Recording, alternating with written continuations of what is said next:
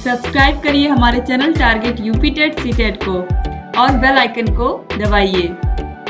Hello friends, मैं रेनू स्वागत करती हूँ आप सभी भावी अध्यापक एवं अध्यापिकाओं का आपके अपने channel target UP TET C TET में।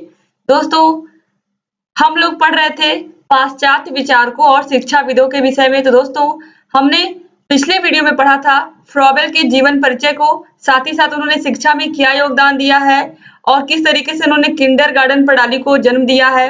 इन सभी के बारे में हम लोग विस्तार से हम लोगों ने पढ़ा था और आज की वीडियो में हम देखने वाले हैं मारिया मॉन्टेसरी के जीवन के विषय में और इन्होंने प्राथमिक शिक्षा में क्या महत्वपूर्ण योगदान दिया है ये भी हम इस वीडियो में देखेंगे और किस तरीके से इन्होंने अपनी शिक्षा को बताया है। तो सबसे पहले जानिए कि मारिया मॉन्टेसरी का जन्म इटली में हुआ था और कब हुआ था? 1870 ईस्वी में हुआ था और इनकी शिक्षा प्रणाली का नाम क्या रखा गया था? मॉन्टेसरी पद्धति रखा गया था। आप सभी लोगों ने सुना होगा, बहुत सारे स्कूलों को पहले मॉन्टेसरी स्कूल कहते थे। बचपन में आपने सुना होगा कि ये बच्चा मॉन्टेसरी स्कूल में पढ़ता है। तो मॉन्टेसरी स्कूल पढ़ने का मतलब क्या है कि उस स्कूल में मॉन्टेसरी पद्धति के हिसाब से पढ़ाई होती थी, जिस तरह से मारिया मॉन्टेसरी सोचती थी। दोस्तों, मारिया मॉन्टेसरी के विषय में मैं आप लोगों को बता दूं कि जो मारिया मॉन्टेसरी थी, इन्होंने 1894 में 24 वर्ष की अवस्था में रोम विश्वविद्यालय से इन्होंने चिकित्सा में एमडी की उपाधि प्राप्त की थी, यानी कि ये डॉक्टर थी। इसके उपरांत इन्हें विश्वविद्यालय में मंद बुद्धि के बालकों को शिक्षा का दायित्व सौंपा गया था, तो इसीलिए इन्होंने उस कार्य को किया। साथ ही साथ उस कार्य में इन्होंने बहुत ही रुचि ले लिया मंद बुद्धि बालकों को पढ़ाने में। तो इस तरीके से यहाँ पर उनके अंदर जो शिक्षा प्रणाली यानी कि जो शिक्षण की रुचि थी, यही से जागृत हुई और फिर उन्होंने मारिया मॉन्टेसरी पद्धति को, यहाँ पर आप देखेंगे कि मारिया मॉन्टेसरी पद्धति को उन्होंने फिर बनाया कैसे। देखिए, मारिया मॉन्टेसरी ने कौन कौन से आधारभूत सिद्धांत दिए थे शिक्षण के, वो भी हमको जानना जरूरी है। आत्मकथा का सिद्धांत। आत्मकथा का मतलब दोस्तों कि अपनी कथा, यानी कि अपनी छोटी मोटी जो भी हमारी कहानियां होती हैं, किस तरीके से किसी से मिलना, कैसे बोलना, कैसे कैसे किसी से व्यवहार करना, इन सभी के बारे में जो हमारा पहले का एक्सपीरियंस होता है, उसके विषय में हम कैसे किसी को बता पाते हैं। इसके अलावा स्वतंत्रता का सिद्धांत।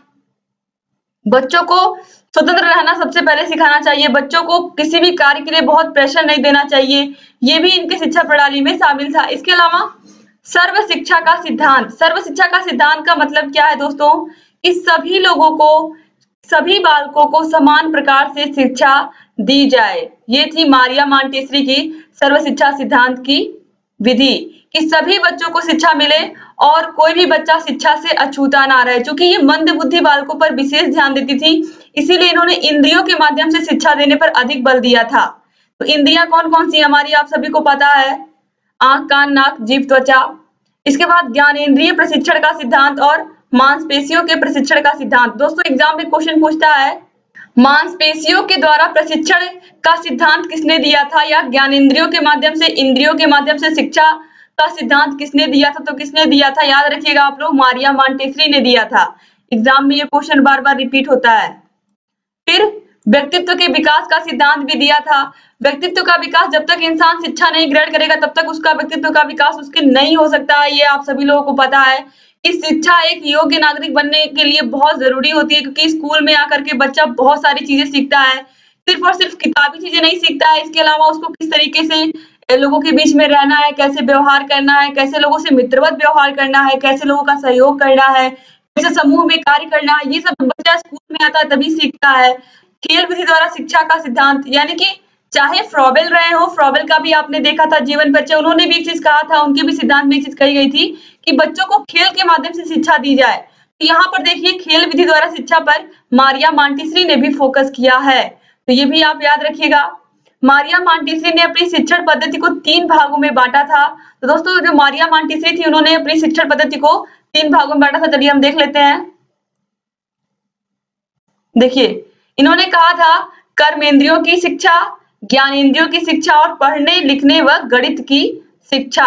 तो दोस्तों, एग्जाम में पूछता है कि किसने ये शिक्षण पद्धति बताई थी, सबसे पहले पढ़ने लिखने व गणित की शिक्षा बच्चों को देनी चाहिए, तो मारिया मॉन्टेसरी जी ने इसे बताया था। अब दोस्तों, यहाँ पर आपको एक चीज और मैं आपको बता दूं, मारिया मॉन्टेसरी ने सबसे पहले लिखना सीखने को कहा था। तो ये चीज आप याद रखिएगा कि उन्होंने सबसे पहले बच्चों को लिखने की शिक्षा, यानी कि सबसे पहले कलम पकड़ करके लिखने की शिक्षा उन्होंने इस पर फोकस किया। अगर बच्चा लिखेगा तो वो पढ़ना भी आसानी से सीख लेगा। तो उन्होंने सबसे पहले बच्चों के लिखने पर फोकस किया था। तो ये आप याद रखिएगा, मॉन्टेसरी पद्धति के माध्यम से आज भी बहुत सारे मॉन्टेसरी स्कूल चलते हैं, आप सभी लोगों को पता होगा।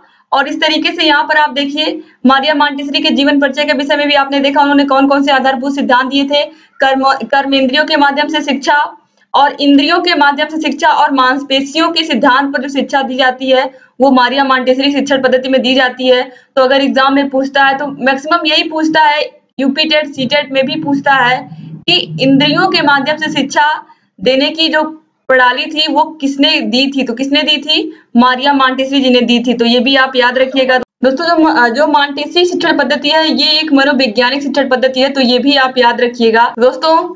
इस तरीके से आपने मारिया मॉन्टेसरी का जीवन परिचय देखा और मारिया मॉन्टेसरी ने किस तरीके से बच्चों को शिक्षा देने की कोशिश की थी ये भी आपने देखा। तो दोस्तों मारिया मॉन्टेसरी के बाद फिर जितने भी और पाश्चात्य विचारक हैं, शिक्षाविद हैं, उनके विषय में हम पढ़ेंगे और आपके इस पूरे विषय को हम कंप्लीट कर लेंगे। और उम्मीद करती हूँ कि आपको ये पूरा विषय अच्छे से समझ में आ रहा होगा और जिस तरीके से हम यहाँ पर हैंड रिटन नोट्स के माध्यम से आप लोग को पढ़ा रहे हैं वो भी आपको बहुत अच्छा लग रहा होगा। दोस्तों ऐसे ही हमारे चैनल से बने रहिए, सभी वीडियोस को देखते हुए रहिए और जहाँ कहीं भी आपको कोई समस्या है आप लोग प्लीज कमेंट के माध्यम से हमें बताइए, हम आपकी सभी समस्याओं का समाधान करेंगे और लगातार आप लोग के लिए ऐसे वीडियोस लेकर के आते रहेंगे। दोस्तों अगर अभी तक आपने हमारे चैनल को सब्सक्राइब नहीं किया तो प्लीज सब्सक्राइब कर दीजिए और घंटी के निशान को जरूर दबा दीजिए, जिससे हम जो भी नई वीडियोस बनाते हैं उसका नोटिफिकेशन आपके पास समय से पहुंच जाए और आप हमारी सभी वीडियो से अपडेट रहें। और जहां कहीं भी आपको समस्या है लगातार आप लोग ऐसे ही हमारे चैनल से बने रहिए, क्योंकि हम आपकी सभी समस्याओं का समाधान करेंगे, आपके सभी डाउट्स को क्लियर करेंगे और आगे चल करके हम आपको UP TET, C TET, super TET सबकी प्रिपरेशन करवाएंगे। तो हमारे चैनल से ऐसे ही बने रहिए। दोस्तों उम्मीद करती हूँ कि आपको बहुत सारी चीजें क्लियर हुई होंगी और किस तरीके से आपको पढ़ाई करनी है ये भी आपको पता चल गया होगा।